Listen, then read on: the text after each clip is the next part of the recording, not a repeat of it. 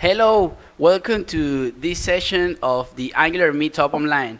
My name is Daniel Marin, and I'm a software engineer at This.Labs. Our sponsor today is This.Labs, your partners in modern digital transformation. We specialize in mentorship, consulting, training, and staff augmentation for enterprise organizations. Find out more at This.Labs or in our social networks. Here you can have our Twitter handle. So for today, our announcements, well, basically, I have to remind everybody that we don't do only Angular meetups. We also do React. We also do Vue. So if you're interested on those other two frameworks, feel free to check them out. March 12th, we're going to be talking about React, and March 19th, we're going to be talking about Vue. And in April 2nd, we have another session of this Angular online meetup. For today, we have an awesome speaker. We have Minko Gechev. He is an engineer in the Angular team at Google, where his primary focus is performance and development experience. For the past year, he has been building open source tools for static analysis, libraries, and frameworks. Because of his contributions, Minko received 2 awards from the President of Republic of Bulgaria. Before joining Google, he was a co-founder and CTO at the edtech company Rhyme.com, which got acquired by Coursera. With nothing more to add, I'm going to leave it to you, Minko, so you do your thing. Sure. So yeah, hello everyone. I have a couple of announcements today. With Angular version 9 being released, I wanted to share what we made available for all of you. So in today's What's New in Angular updates, I want to first spend some time in order to celebrate version 9. This is a release that we have been working on for a while now, and we're really excited that we finally made Ivy, our rendering engine, and compilation pipeline available. So you might be wondering what's new and what's for me. There are actually quite a few things that we introduced, although they are not necessarily public-facing APIs. They have direct impact on your development experience. For example, bundle size. This is probably one of our biggest promises when we started working on Ivy, that we're going to make your applications much smaller. We definitely did. I'm going to share some specific statistics for you in a couple of minutes. We also worked on development experience, debugging, CSS bindings. We have much clearer build errors with better semantics, faster builds, improved internal utilization. We're going to look at this in a minute as well. ng update has a lot of improvements, which definitely grew the level of satisfaction from upgrading from Angular version 8 to version 9 compared to version 7 to version 8. We introduced new features for services. We have harnesses for Angular Material, new components in Angular Material, and we have really exciting news about Angular Universal, especially if you're aiming to build static web apps with Angular. And finally, we also have support for TypeScript 3.7, so you can use some of the exciting features that were introduced there. Now, version 9 is kind of really special for us because we went through a lot of trouble in order to improve the framework. We pretty much rewrote all the internals of the Angular compiler and the Angular rendering pipeline, and we tried, and we did, keep everything as backwards compatible as we think it should be. Everything pretty much is backwards compatible except of some fixes that we did. We're going to discuss them in a bit in the style bindings section. But pretty much that was our biggest release. We were working on it for, I would say, 2 to 3 years, and we're really proud to be able to finally share it with everyone. On a very high level, we can think of the difference between the rendering pipeline in Angular version 8 and before and Angular version 9 with Ivy in the following way. So previously, we were taking all the symbols and all the different pieces of Angular that you were using in your templates and pushing them in your application, which was really good. We were statically analyzing the application and figuring out exactly the pieces of the framework that you were using so that we were able to compile your templates to a very efficient JavaScript.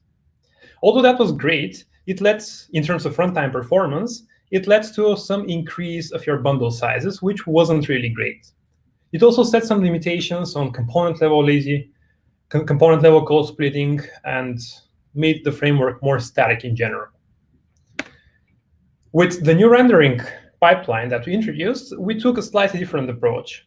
Now your component is requesting the pieces that it is using, and this way we can easier get rid of the abstractions in Angular that are not part of your application. So this makes the framework more tree shakeable, and you can much easier decrease your bundle size actually without much effort, especially for small to medium applications. I'm going to talk about the performance and bundle size improvements and benefits that you got from that you're going to get in larger applications as well. But for small applications, like these apps mostly benefit from the tree shakeability of the framework. So what does Ivy mean? In general, with Ivy, we're simplifying the model of the compiler. So previously, we used to generate a lot of files out of a single TypeScript file. So from a single component, we used to generate a summary file, factory file, metadata file, together with the DTS file, which contains the TypeScript type definitions, and a JavaScript file. This looks kind of overcomplicated, and it was setting some restrictions on top of component-level code splitting. In Angular version 9 with Ivy, we're generating now only a single JavaScript file together with a DTS file. So all the rendering instructions, including change detection instructions, are part of the JavaScript file, part of the component declaration itself. They're, in fact, a static property of the class that represents your component's controller. And all the metadata for this component, which is essential for the compilation of the application, is encoded inside of the DTS files, inside of the type declarations. Now, for rendering the components, we're generating a bunch of instructions, which are very similar to another technology called incremental DOM that Google released a couple of years ago. So our Ivy instructions are somehow inspired from this technology, but they're adopted to Angular so that we can achieve very high level of efficiency. These instructions are readable. So once we produce the source code for rendering your component and for creating it, you can actually look at this code and understand what's going on. It helps you debug things such as expression changed after checked. And in general, it gives you a better understanding of how your application works, together with allowing us to implement more correct source maps. So how I think about Angular version 9 is as a transition to a more dynamic world, to the more dynamic world of Ivy. So in Angular version 9, we focus mostly on the ease of update without adding too many new features as part of the public API. That's how we're going to allow more people to use Ivy, and from there on, we'll be able to incrementally start rolling out more and more new public APIs. So some of the performance benefits in terms of bundle size that we noticed for small applications are around 30%. Again, this is mostly because of the tree shakeability of the framework.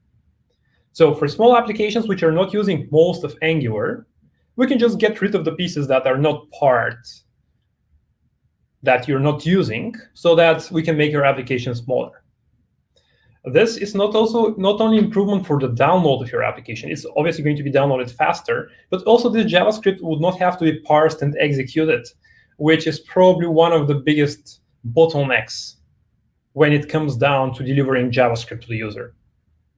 For medium applications, we have not that impressive improvement with about like 2%. This is mostly because our runtime is pretty much as big as the previous version of Angular before Ivy, but at the same time, we're generating fewer bytes of JavaScript source code from your template, so we're achieving about 2% improvement. But for large applications, we observed like some really impressive results. There were some applications with 25 megabytes of JavaScript that I'm going to share in a little bit with you. Imagine how much source code that is. This is probably millions of lines of code with, I don't know, hundreds of lazy loaded modules. We noticed some performance improvements in around 40%.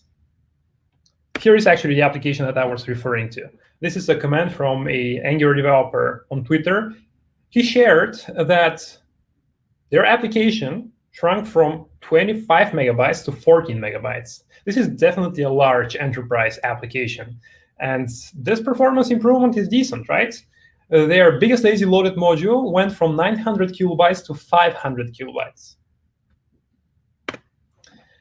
We noticed similar feedback on Hacker News as well, where some people reported 31% improvement with zero effort on their side. So that's why we were pretty stressed about the version 9 release originally, to be honest, because of all the large changes that we did in the framework internally. But things happen to be working fine so far. So I see that there are some questions in the live stream. I'm going to respond to them right after I finish with the slides. If you have any comments about a particular topic that I'm discussing, just feel free to ask a question. And right after that, we're going to go back to it. One of the concerns that developers usually have when using Angular is that they're not completely sure what is happening in their application. Sometimes the change detection is a little bit magical.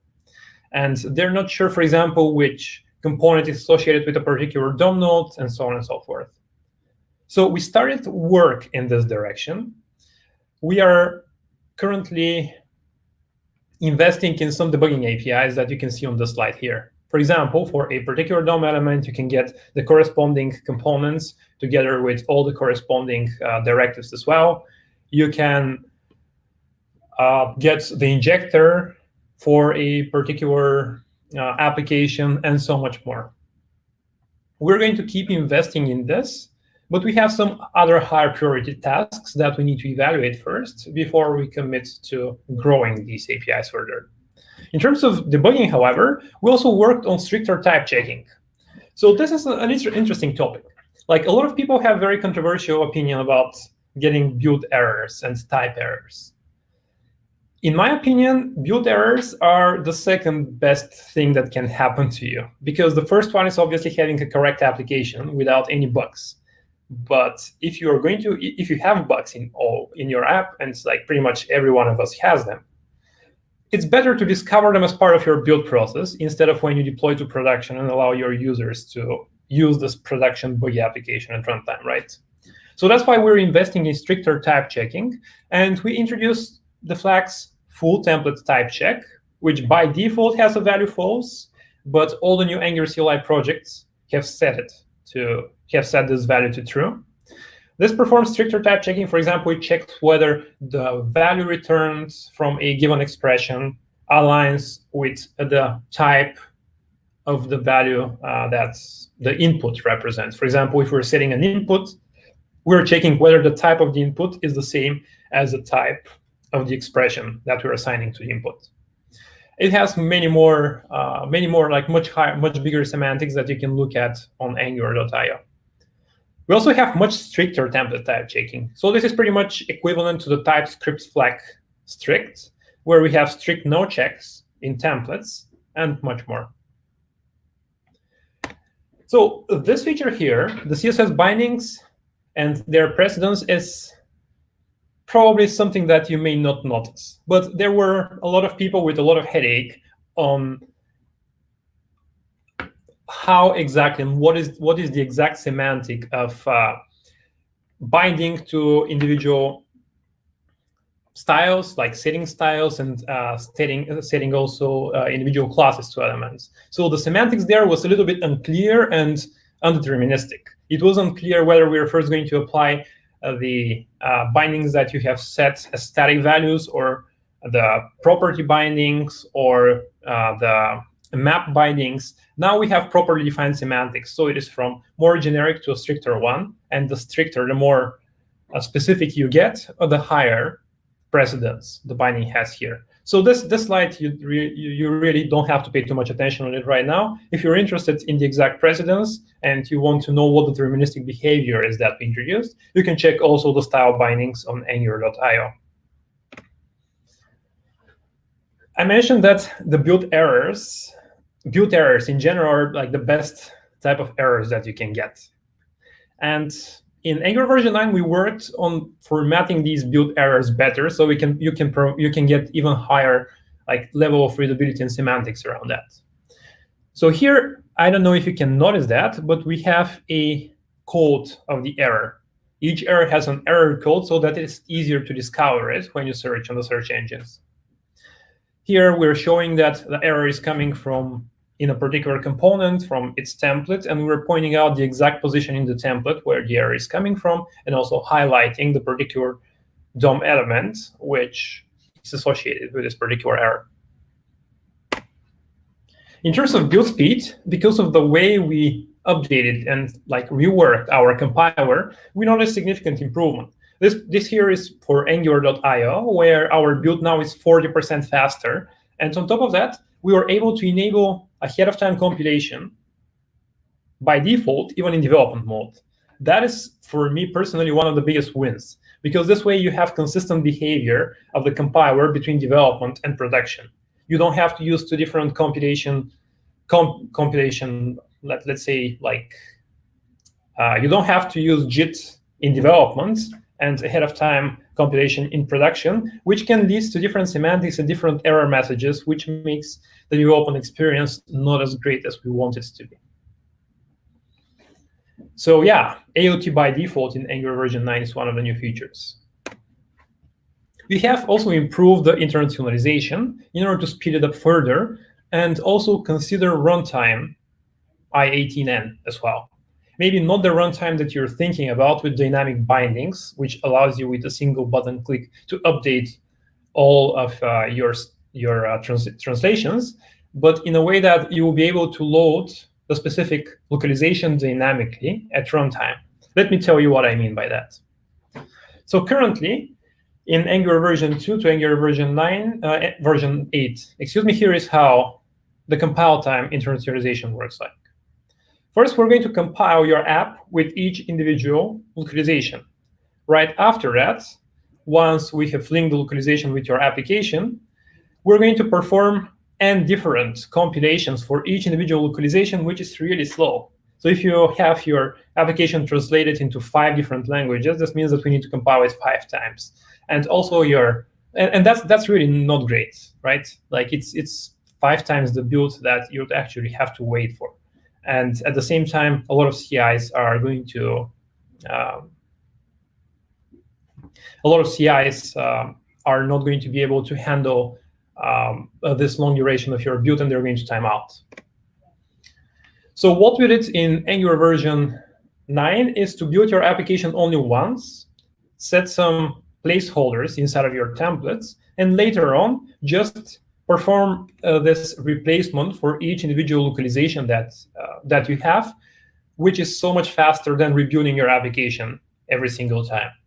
The cost of this replacement is much lower compared to rebuilding your application. So in general, you have only a single compilation and a bunch of very lightweight operations which are related to setting the specific strings that you're interested in.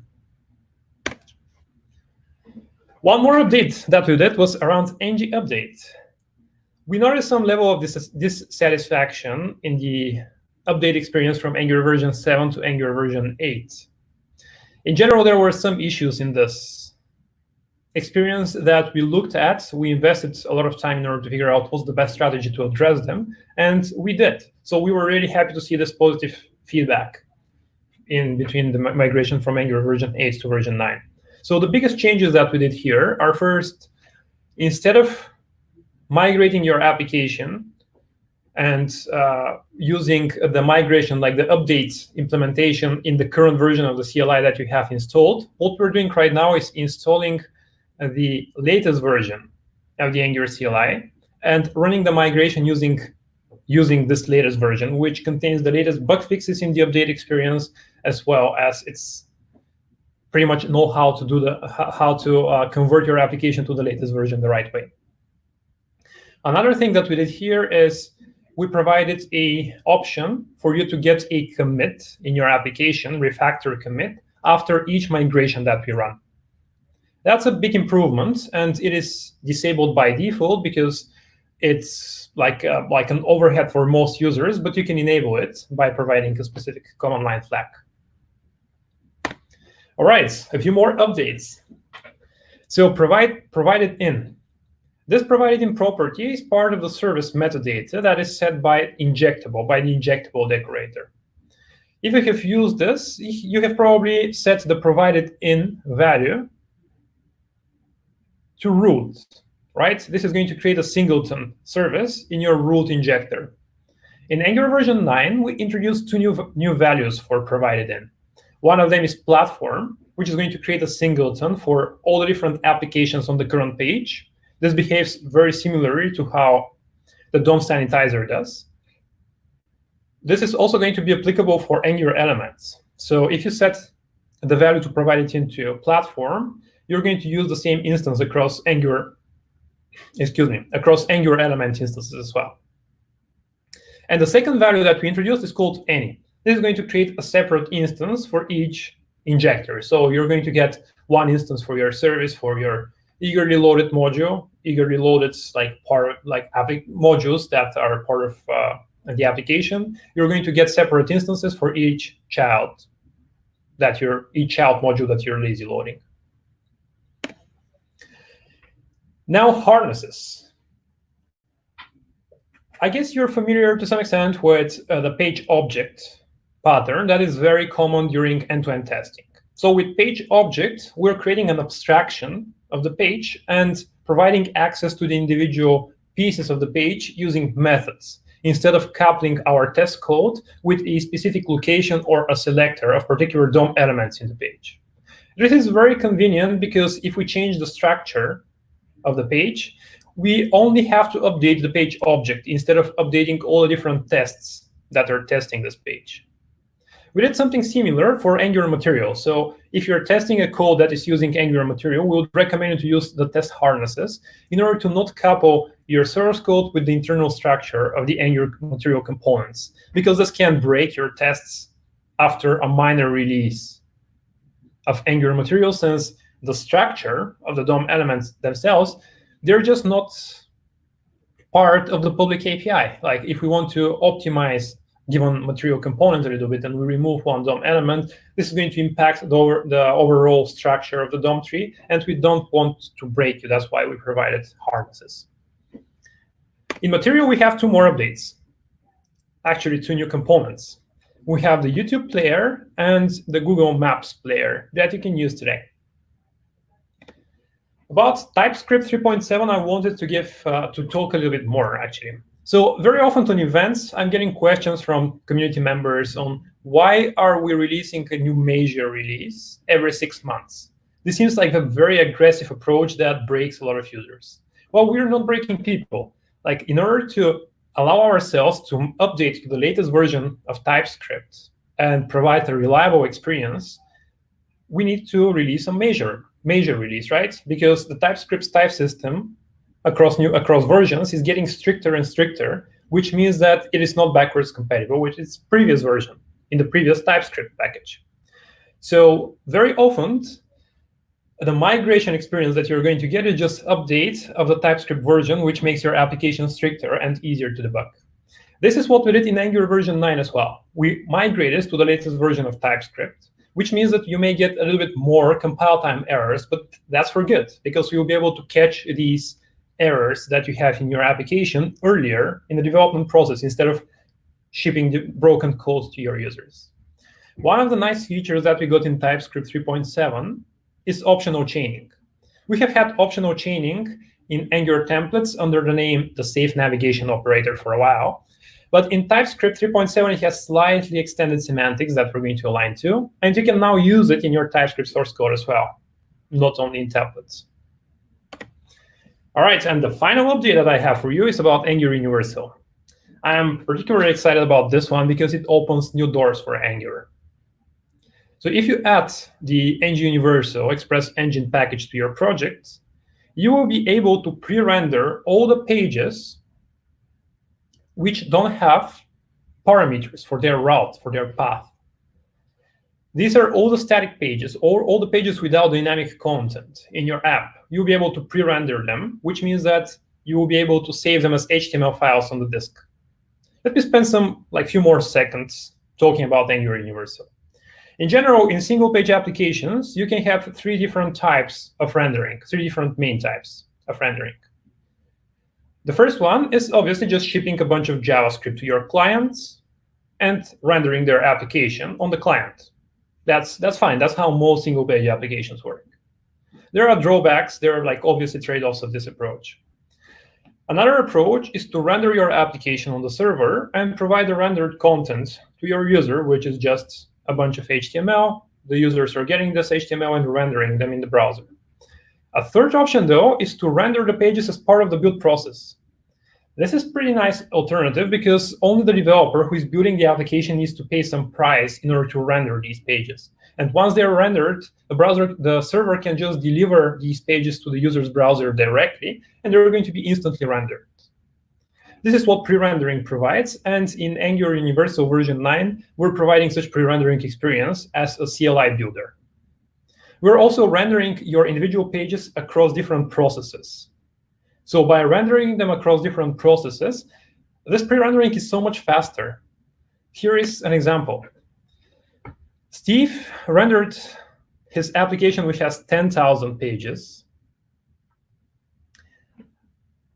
in about 75 seconds. And these 10,000 pages were not only rendered, but his application was built as well in these 75 seconds. So for rendering, I would say maybe the overall time spent is about 40 seconds or even less. Yeah, that's only possible because we are distributing the rendering across the different processes on your machine and providing a faster experience. Now, you might be wondering how to take advantage of these features and benefits. Well, because of the latest ng update experience, you'd first have to update to Angular version 8 if you're on an older version of the framework, and right after that, run ng update, Angular core, and Angular CLI. It is going to update your dependencies, and also it is going to perform a couple of migrations on top of your application.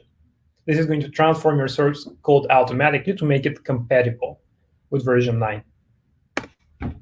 If you hit any roadblockers, make sure you look at update.angular.io, which is going to share a couple of more details on how you can proceed forward. Pretty much for most applications, ng update should be good enough, but if you hit any roadblockers, make sure you look at update.angular.io. It also provides a list of potential issues that you may hit so that we can solve these issues ahead of time for you. Now, since for the past month, over 6,000 Angular applications, public applications, migrated to Angular version 9. That is a pretty exciting thing for us to see because we cannot obviously track private applications at all. And we were happy to see that the adoption of Angular version 9 is that high for now. That was everything from me. If you have any feedback, I would love you to fill the survey at mgv.io/talk, and I would love to answer your questions now.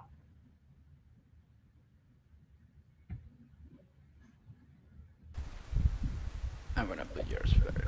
Thank you, Minko, for this talk. It was very cool to see all the small features explained by you. So if you want to go ahead, you can answer the question. Just let me know which one you want to answer. I put it on the banner. Yeah. So I see a couple of them.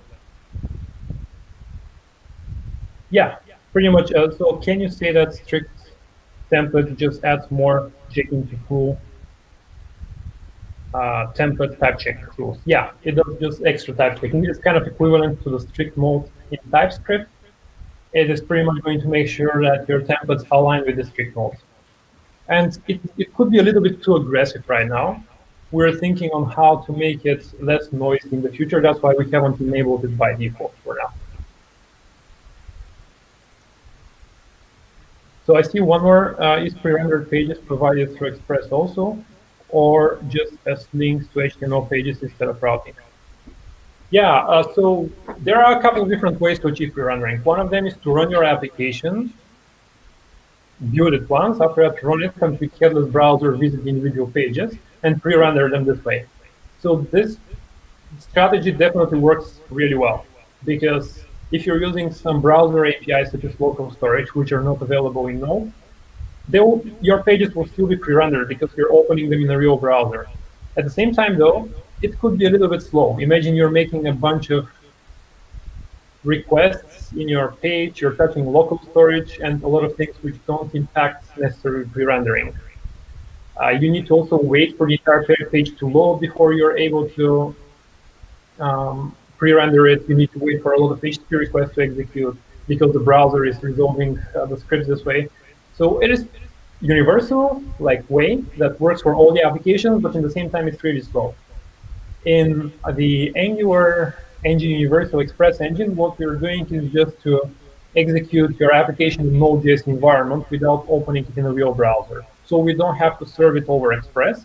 We're just invoking a bunch of APIs that allow us to pre-render your application with a very small DOM shim that does not require us to run an entire browser. It just requires us to have a couple of polyfills which are under the Dominoes package. Yeah, do we have a public roadmap or something for 2020? So we are working on this. We have a sync later this month where we're going to discuss everything in detail. For now, the minimum thing that you can expect is just some incremental improvements on what we have right now with Ivy. We cannot commit to new public APIs because we want to polish everything in version 9 so that the transition is even smoother. But we are going to share, once we have a roadmap, we're going to share it as soon as possible. Once we have a public roadmap that we can commit to, we're going to share it as soon as possible. I think that's it. Well, thank you, Minko. Thank you, everyone that was here watching at this talk. Remember that we also do on Vue, on React, and so on. So if you want to join any of our events, feel free to get to our Twitter, this.media or this.labs, and we'll tell you all about our events. Bye. Bye-bye.